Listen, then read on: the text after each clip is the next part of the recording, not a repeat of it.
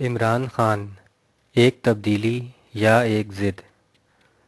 Column نگار Syed Sardar Ahmed Pirzada, the first blind journalist of Pakistan.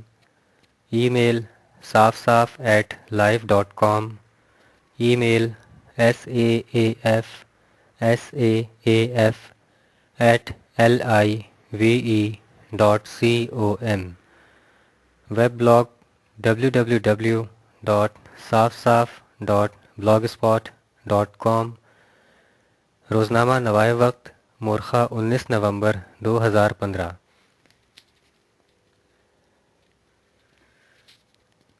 عام انتخابات سے لے کر ضمنی اور بلدیاتی انتخابات تک بیشتر کے نتائج نے بتایا کہ نون لیگ نے پی ٹی آئی کو شکست دی ہے۔ فتح اور شکست کی اس کہانی میں ایک تجزیہ ایسا بھی ہے جس پر غور نہیں کیا جا رہا۔ عمران خان اپنے منشور کے مطابق ملک میں تبدیلی نہ لا سکے۔ کیا وہ ناکام رہے یا درپردہ اہداف کو حاصل کرنے کے باعث کامیاب رہے؟ عمران خان گزشتہ 2 برسوں سے اپنی سیاسی منصوبہ بندی میں 2 کام ضرور کرتے آ رہے ہیں۔ پہلا یہ کہ شریف خاندان کو جتنا ہو سکے بدنام کرو۔ دوسرا یہ کہ میڈیا پر موجود رہنے کا چھوٹے سے چھوٹا موقع بھی ضائع نہ کرو۔ ان دونوں اصولوں پر عمران خان نے گزشتہ 2 برسوں میں بہت کامیابی سے عمل کیا۔ نون لیگ کی موجودہ حکومت جوں جوں اپنا وقت گزار رہی ہے توں عمران خان میڈیا پر رہنے اور شریف خاندان کو بدنام کرنے کا عمل جاری رکھے ہوئے ہیں۔ دھرنے کے بعد حالیہ مثالوں میں لاہور میں حلقہ نمبر 122 کے ضمنی انتخاب میں شور شرابے اور پبلسٹی کی جس انتہا کو چھوا گیا، اس میں لوگوں کے ذہنوں میں انتخابات کے نتائج پیچھے رہے اور شخصیات آگے رہیں۔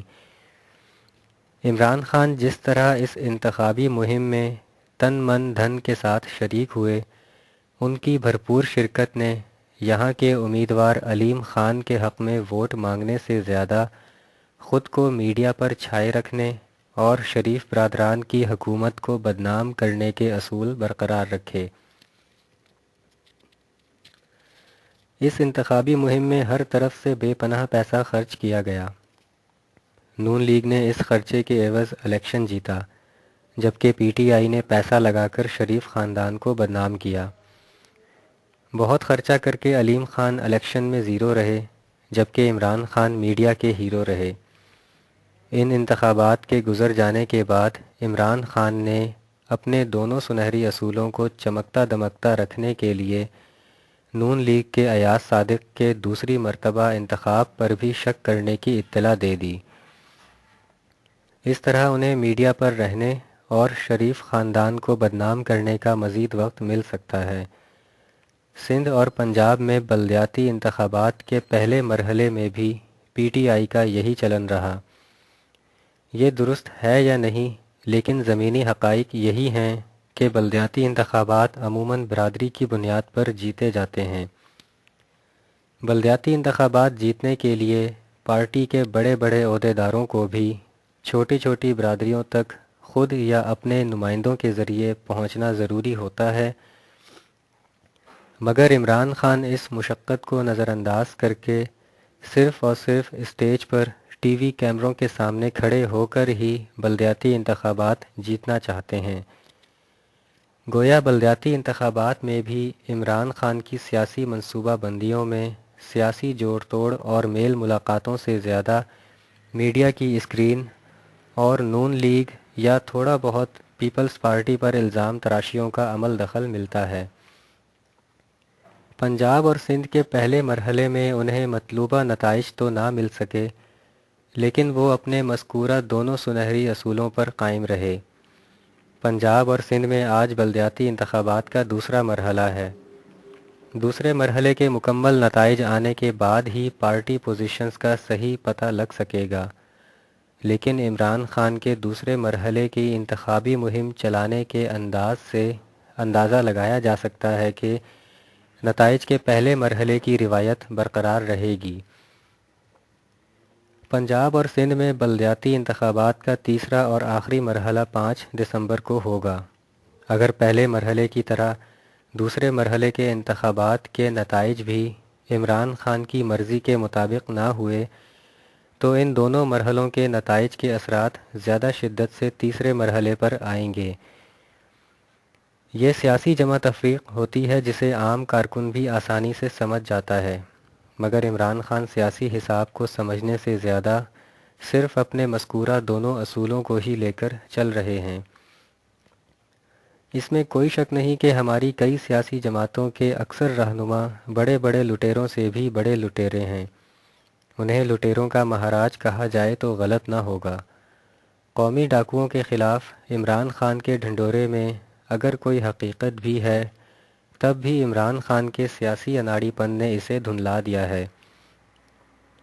एक तरफ तो इमरान खान की सियासी मनसूबा बंदी के बज़ाहिर मज़कूरा दो ही असूल हैं, दूसरी तरफ इमरान खान की इस सियासी मनसूबा बंदी के ख़िलाफ़ एक कुदरती इशारा भी मुसलसल मौजूद है, यानी तमाम अहम इंतखाबात में इमरान खान को किसी न किसी गैर मुतवक्के ज़ाती परेशानी का सामना करना पड़ता है जिससे वो बहुत ज़्यादा डिस्टर्ब हो जाते हैं।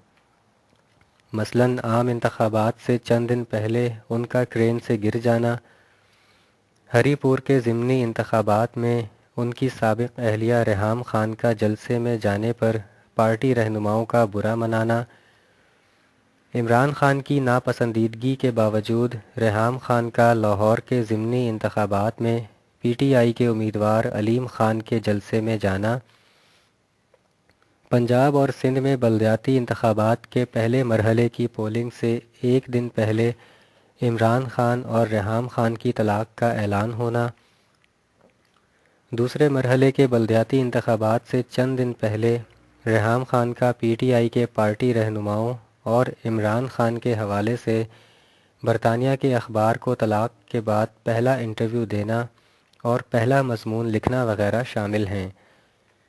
उस इंटरव्यू में उन्होंने कहा कि इमरान खान के साथ उनका निकाह कहीं रजिस्टर नहीं हुआ। अगर देखा जाए तो निकाह का इंदराज ना कराना गैर अखलाक़ी और गैर कानूनी अमल है। पाकिस्तान में मुस्लिम फैमिली लॉ ऑर्डिनेंस 1961 के मुताबिक ऐसा करने वाले को जेल और जुर्माने की सज़ा हो सकती है। अगर ये केस इमरान खान पर साबित हो जाए तो वो कौमी सियासत से नाअहल हो सकते हैं। इन सब ज़ाती वाक़यात से इमरान खान किस हद तक नफसियाती उलझन में हैं, इसका अंदाज़ा उनकी हरकतों सकनात से लगाया जा सकता है। इमरान खान की ज़ाहिरी शख्सियत और उनकी सियासत में धमाकेदार आमद से लोग उम्मीद लगाने लगे थे कि शायद मुल्क में तब्दीली आ जाए, मगर इमरान खान की सियासी मनसूबा बंदी में सिर्फ़ अपने आप को मीडिया पर रखना और सिर्फ़ शरीफ ख़ानदान को बदनाम करना ही तरजीह था। इन दोनों मकासद को हासिल करने के लिए वो फ़तह और शिकस्त से बेनियाज हो गए, यानी उन्होंने सियासत से ज़्यादा ज़िद का सहारा लिया। क्या इमरान खान एक तब्दीली थे या एक ज़िद?